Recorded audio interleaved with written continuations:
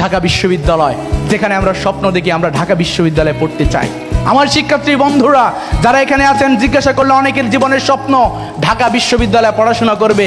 কয়েকদিন আগে সেখানকার ছাত্র সংগঠনের একজন নেতা যিনি বক্তব্য দিয়েছেন, ইসলামী ছাত্র শিবির তার ওয়েলফেয়ার কর্মকাণ্ড বন্ধ করতে হবে। ইসলামী ছাত্র শিবির যদি ওয়েলফেয়ার কর্মকাণ্ড বন্ধ করে, তাহলে এদেশের অসংখ্য ছাত্র এবং ছাত্রী রয়েছেন যারা সেই পার্বত্য চট্টগ্রাম থেকে শুরু করে, সেই কুড়িগ্রামের প্রত্যন্ত অঞ্চল থেকে শুরু করে, বাগেরহাটে সেই সুন্দরবনের পাশে গড়ে ওঠা ছাত্রটি, সে যখন ঢাকায় আসে কোন কোচিংয়ে ভর্তি হবে, কোথায় থাকবে, কোথায় খাবে, কিভাবে বিশ্ববিদ্যালয়ে চান্স পেতে হয়, সে যখন দিকহারা হয়ে যায়, ইসলামী ছাত্র শিবিরের ভাইটি তখন ওই ভাইটির হাত ধরে।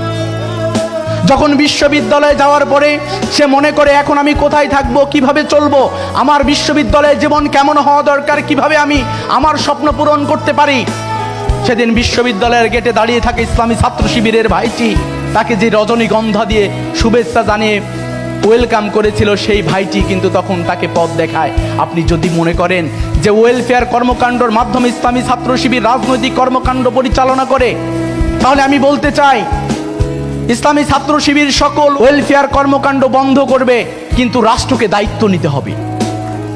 যদি রাষ্ট্র দায়িত্ব নিতে পারে যে পার্বত্য চট্টগ্রামে বসে থাকা আমার সেই ভাইটি, আমার সেই বোনটি, কুড়িগ্রামের সেই প্রত্যন্ত গ্রামের আমার সেই ভাইটি, সেই বোনটি, যদি বাগেরহাটের সুন্দরবনের পাশে গড়ে ওঠা সেই ভাই বোনটিকে যদি দায়িত্ব রাষ্ট্র গ্রহণ করতে পারে যে তার প্রত্যেকটি ক্ষেত্রে রাষ্ট্র সহযোগিতার মাধ্যমে তাকে তার কাঙ্ক্ষিত লক্ষ্যে পৌঁছে দেবে, কোনো সহযোগিতা প্রয়োজন হবে না, ইসলামী ছাত্র শিবির তখন আর ওয়েলফেয়ার কর্মকাণ্ড করবে না।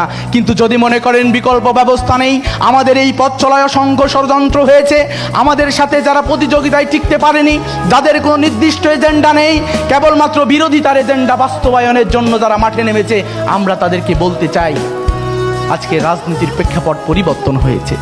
আজকে ছাত্র সমাজ বুঝতে শুরু করেছে। আপনি যদি মনে করেন আপনার কাছে এমন কোনো এজেন্ডা, এমন কোনো কর্মসূচি নেই যা শিক্ষার্থী বান্ধব, তাহলে আপনি আপনার কর্মকাণ্ড বন্ধ করুন। ইসলামী ছাত্র শিবিরকে এই সমাজের, এই রাষ্ট্রের শিক্ষার্থীরা অত্যন্ত ভালোভাবে এবং ভালোবাসার সাথে গ্রহণ করেছে। ইসলামী ছাত্র শিবিরকে মুছে ফেলা যাবে না।